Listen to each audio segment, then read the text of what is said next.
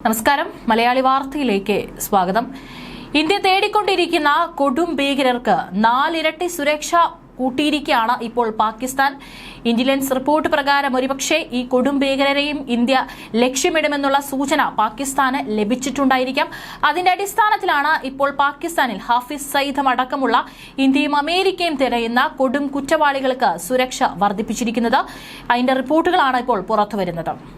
പഹൽഗാം ഭീകരാക്രമണത്തിന്റെ മുഖ്യ സൂത്രധാരനെന്ന് കരുതപ്പെടുന്ന ലഷ്കർ ഇ ത്വയ്ബ തലവൻ ഹാഫിസ് സയ്യിദിന്റെ സുരക്ഷ പാകിസ്ഥാൻ ഇപ്പോൾ ഏകദേശം 4 മടങ്ങ് വർദ്ധിപ്പിച്ചിരിക്കുകയാണ്. എന്തിനാണ് ഈ ഒരു സാഹചര്യത്തിൽ പാകിസ്ഥാൻ ഇത്തരത്തിൽ 4 ഇരട്ടി സുരക്ഷ ഈ പറയുന്ന കൊടും ഭീകരനെ നൽകിയിരിക്കുന്നത്? തീർച്ചയായിട്ടും ഒരുപക്ഷെ വിവരങ്ങൾ കിട്ടിയിട്ടുണ്ടാവുക ഇന്ത്യ ലക്ഷ്യം വെക്കുന്നത് ഹാഫിസ് സയ്യിദിനെ തന്നെയായിരിക്കും എന്നുള്ളത് കൊണ്ട് തന്നെയായിരിക്കാം. പാകിസ്ഥാൻ സായുധ സേനയിൽ നിന്നുള്ള സായുധ ഉദ്യോഗസ്ഥരെ 24 മണിക്കൂറും വിന്യസിക്കുന്നത് സുരക്ഷാ ക്രമീകരണങ്ങളിൽ ഉൾപ്പെടുത്തിയിരിക്കുകയാണ്. കൂടാതെ സയ്യിദിന്റെ അറിയപ്പെടുന്ന ലാഹോറിലെ വസതിക്ക് ചുറ്റും ഇപ്പോൾ വിപുലമായ നിരീക്ഷണ നടപടികളാണ് നിലവിലുള്ളത്. സ്പെഷ്യൽ സർവീസ് ഗ്രൂപ്പ് മുൻ കമാൻഡോയ്ക്കാണ് ഹാഫിസിന്റെ സുരക്ഷാ ചുമതല നൽകിയിരിക്കുന്നത്. അധികം സുരക്ഷാ ഉദ്യോഗസ്ഥരെ ഹാഫിസ് പാർക്കുന്ന വസതിയിലും വിന്യസിച്ചിട്ടുണ്ട്.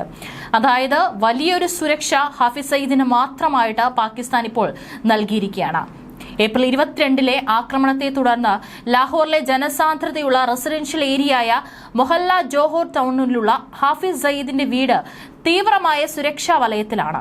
ജനങ്ങൾ തിങ്ങിപ്പാർക്കുന്ന പ്രദേശത്ത് മോസ്കിനും മദ്രസയ്ക്കും തൊട്ടടുത്ത് സാധാരണക്കാരുടെ വീടിനോട് ചേർന്നാണ് ഹാഫിസിനെ പാക് സർക്കാർ പാർപ്പിച്ചിരിക്കുന്നത്.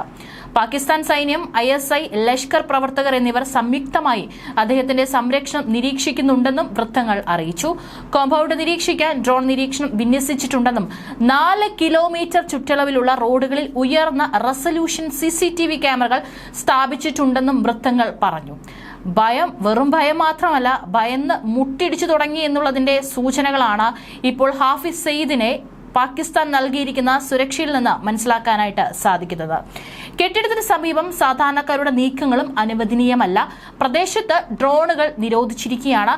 ലഷ്കർ ഇ ത്വയ്ബയുടെ ഒരു ശാഖയായ ദി റെസിസ്റ്റൻസ് ഫ്രണ്ട് അവകാശപ്പെടുന്ന പഹൽഗാം ആക്രമണത്തിന് തൊട്ടു പിന്നാലെയാണ് ഇപ്പോൾ ഈ കൊടും ഭീകരന് ഉയർന്ന സുരക്ഷാ പ്രോട്ടോകോൾ നിലവിൽ വന്നിരിക്കുന്നത് എന്നുള്ളതാണ് വൃത്തങ്ങളടക്കം തന്നെ സൂചിപ്പിക്കുന്നത്. ഹാഫിസ് മുഹമ്മദിനെ തടവിലാക്കിയിരിക്കുകയാണെന്നാണ് പാകിസ്ഥാന്റെ വാദം. എന്നാൽ ഹാഫിസിന്റെ വീട് താൽക്കാലികമായി ജയിൽ പോലെ ആക്കിയിട്ടുണ്ടെന്ന് മാത്രമേ ഉള്ളൂ എന്നാണ് റിപ്പോർട്ടുകൾ വ്യക്തമാക്കുന്നത്. ഹാഫിസിന്റെ വീട്ടിലും 1 കിലോമീറ്റർ ചുറ്റളവിലൊക്കെ തന്നെ CCTVകൾ സ്ഥാപിച്ചിട്ടുണ്ടെന്നും സദാ നിരീക്ഷണത്തിലാണെന്നും റിപ്പോർട്ട് വിശദീകരിക്കുന്നു. TRF പരസ്യമായ അവകാശവാദം ഉന്നയിച്ചെങ്കിലും ആക്രമണം ആസൂത്രണം ചെയ്യുന്നതിൽ ഹാഫിസ് സയ്യിദ് പ്രധാന പങ്കുണ്ടെന്ന് ഇന്ത്യൻ ഏജൻസികളും വിശ്വസിക്കുന്നു. ഈ സംഭവം ഇന്ത്യയും പാകിസ്ഥാനും തമ്മിൽ പുതിയ നയതന്ത്ര സംഘർഷങ്ങൾക്ക് കാരണമായിട്ടുണ്ട്. ഇരുവശത്തു നിന്നും രൂക്ഷമായ പ്രതികരണങ്ങൾ ഉണ്ടായിട്ടുണ്ട്. ഐക്യരാഷ്ട്രസഭയും അമേരിക്കയും ആഗോള ഭീകരനായി പ്രഖ്യാപിച്ചിട്ടും $10 മില്യൺ ഇനാം കൈവശം വെച്ചിട്ടും സയ്യിദ് പാകിസ്ഥാനിൽ പരസ്യമായി താമസിക്കുകയാണ്. അദ്ദേഹത്തിന്റെ വസതി രഹസ്യമോ അല്ല. ലാഹോറിന്റെ ഹൃദയഭാഗത്താണ് സിവിലിയന്മാരിൽ ചുറ്റപ്പെട്ടിരിക്കുന്ന ഒരു ഏരിയയിലാണ് ഹാഫിസ് സയ്യിദ് താമസിക്കുന്നത്. ഹാഫിസ് സയ്യിദിന്റെ കോമ്പൗണ്ട് വെളിപ്പെടുത്തുന്ന ഉപഗ്രഹ ചിത്രങ്ങളും വീഡിയോകളൊക്കെ തന്നെ മുൻപ് ഇന്ത്യ ടുഡേയിലൂടെ പുറത്തു വന്നിട്ടുണ്ടായിരുന്നു. അദ്ദേഹത്തിന്റെ കോട്ട കെട്ടിയ വസതി, ഒരു വലിയ പള്ളി, പ്രവർത്തന കേന്ദ്രമായി പ്രവർത്തിക്കുന്ന മദ്രസ, പുതുതായി നിർമ്മിച്ച ഒരു സ്വകാര്യ പാർക്ക് എന്നിവയാണ് ഇതിൽ പ്രധാനം. അതായത് എപ്പോഴും സാധാരണക്കാരായിട്ടുള്ള പൗരന്മാരാൽ ചുറ്റപ്പെട്ട ഒരു ഏരിയയിൽ തന്നെയാണ് ഹാഫിസ് സയ്യിദ് ജീവിക്കുന്നത്. ഭീകരവാദ ധനസഹായ കുറ്റത്തിന് ജയിലിലാണെന്ന ഇസ്ലാമാബാദിന്റെ ആവർത്തിച്ചുള്ള അവകാശവാദങ്ങൾക്ക് വിരുദ്ധമായി പാകിസ്ഥാൻ സുരക്ഷാ ഉദ്യോഗസ്ഥരുടെ നിരീക്ഷണത്തിൽ സയ്യിദ് സുഖമായി ജീവിക്കുന്നതായി ദൃശ്യങ്ങളൊക്കെ തന്നെ പുറത്തു വന്നിട്ടുള്ളതും ചൂണ്ടിക്കാണിക്കുന്നതും അത് തന്നെയാണ്. രാജ്യത്തിന്റെ രഹസ്യാന്വേഷണ ഏജൻസിയായ ISIയും സയ്യിദിന്റെ സുരക്ഷ പുനഃപരിശോധിച്ചു. അദ്ദേഹത്തിന്റെ വസതി ഒരു സബ് ജയിലാക്കി മാറ്റുന്നു. ഇത് സാങ്കേതികമായി കസ്റ്റഡിയിൽ കഴിയുമ്പോൾ തന്നെ കുറഞ്ഞ നിയന്ത്രണങ്ങളോടെ പ്രവർത്തിക്കാൻ അദ്ദേഹത്തിന് അനുവദിക്കുന്ന തരത്തിലുള്ളതാണ്. 2021 സയ്യിദിന്റെ വീടിനടുത്ത് ഒരു കാർ ബോംബ് സ്ഫോടനത്തിൽ 3 പേർ കൊല്ലപ്പെട്ടതിനെ തുടർന്ന് സുരക്ഷ വർദ്ധിപ്പിച്ചിരുന്നു. കഴിഞ്ഞ മാസം അദ്ദേഹത്തിന്റെ അടുത്ത സഹായി അബു ഖത്ലിന്റെ കൊലപാതകത്തെ തുടർന്നും അദ്ദേഹത്തിന്റെ സുരക്ഷ വീണ്ടും കർശനമാക്കിയതായും പാകിസ്ഥാൻ രഹസ്യാന്വേഷണ ഏജൻസികൾ മുഴുവൻ സുരക്ഷാ ക്രമീകരണങ്ങളും അവലോകനം ചെയ്തതായി റിപ്പോർട്ടുകൾ പുറത്തുവരുന്നുണ്ട്. 77കാരനായ ലഷ്കർ തലവ ഹാഫിസ് സയ്യിദിനെ വിട്ടുകിട്ടണമെന്ന് ഇന്ത്യ ദീർഘകാലമായി ആവശ്യമുന്നയിക്കുകയാണ്. 2008 മുംബൈ ഭീകരാക്രമണത്തിന്റെയും സൂത്രധാരൻ ഹാഫിസ് സയ്യിദ് ആയിരുന്നു. ഭീകരാക്രമണങ്ങൾക്ക് സാമ്പത്തിക സഹായം നൽകിയെന്ന കേസിലാണ് പാക് സർക്കാർ ഹാഫിസ് സയ്യിദിന് തടവ് ശിക്ഷ വിധിച്ചിരിക്കുന്നത്. 46 വർഷമാണ് ശിക്ഷ. 2022 ഏപ്രിൽ 7 പുറത്തിറങ്ങിയ ഓർഡറിൽ 2 ഭീകരാക്രമണങ്ങൾക്ക് സാമ്പത്തിക സഹായം നൽകിയതിന് 31 വർഷം ശിക്ഷ വിധിച്ചതായും വ്യക്തമാക്കുന്നു. സമാന കേസിൽ 2020 സയ്യിദിന് 15 വർഷം ശിക്ഷ വിധിച്ചത്. ജയിലിലാണെന്ന് പാകിസ്ഥാൻ അവകാശപ്പെടുമ്പോഴും കഴിഞ്ഞ 3 വർഷത്തിനിടെ 24ലേറെ തവണയാണ് ഹാഫിസ് സയ്യിദ് പൊതുവേദികളിൽ പ്രത്യക്ഷപ്പെട്ടിരിക്കുന്നത്. ഇക്കഴിഞ്ഞ ഫെബ്രുവരിയിലും കനത്ത സുരക്ഷാ വലയത്തിൽ ഹാഫിസ് പുറത്തിറങ്ങിയിട്ടുണ്ട്. മുൻ SST കമാൻഡോകൾ അടക്കം സുരക്ഷാ സംഘത്തിലുള്ളതായി റിപ്പോർട്ടുകൾ പുറത്തുവരുന്നുണ്ട്. പാകിസ്ഥാനിലെ ഭീകര കേന്ദ്രങ്ങളിൽ പാക് അധീന കശ്മീരിലെല്ലാം ഹാഫിസ് നിത്യ സന്ദർശകനാണെന്നും റിപ്പോർട്ടുകൾ വെളിപ്പെടുത്തുന്നുണ്ട്. ആർട്ടിക്കിൾ 370 ഇന്ത്യ റദ്ദാക്കിയതിന് പിന്നാലെ കശ്മീരിലെ ലഷ്കർ വിഭാഗത്തിന്റെ പേര് ദ റെസിസ്റ്റന്റ് ഫ്രണ്ട് ഹാഫിസ് പരിഷ്കരിച്ചിരുന്നു. ഇവരാണ് പഹൽഗാം ഭീകരാക്രമണത്തിന്റെ ഉത്തരവാദിത്തം ആദ്യം ഏറ്റെടുത്തത്. ഇതിനിടെ ഹാഫിസ് സയ്യിദിനെ വകവരുത്തുമെന്നും പഹൽഗാമിൽ വീണ ചോരയ്ക്ക് പകരം ചോദിക്കുമെന്നും ലോറൻസ് ബിഷ്ണോയി സംഘം അടക്കം കഴിഞ്ഞ ദിവസം പ്രഖ്യാപിച്ചിട്ടുണ്ടായിരുന്നു. സമൂഹത്തിലൂടെയാണ് ബിഷ്ണോയി ഭീഷണി മുഴക്കിയത്. അതേസമയം പഹൽഗാം ആക്രമണവുമായി ബന്ധപ്പെട്ട് സംശയനിഴലിലുള്ള TRFനെ പരസ്യമായി ന്യായീകരിച്ച് പാക് വിദേശകാര്യമന്ത്രി ഇഷാഖ് ദറും രംഗത്ത് വന്നു. UN പ്രമേയത്തിൽ നിന്ന് TRFന്റെ പേര് വെട്ടിയത് പാകിസ്ഥാൻ ഇടപെട്ടതുകൊണ്ടാണെന്നും അദ്ദേഹം പറഞ്ഞിരിക്കുകയാണ്.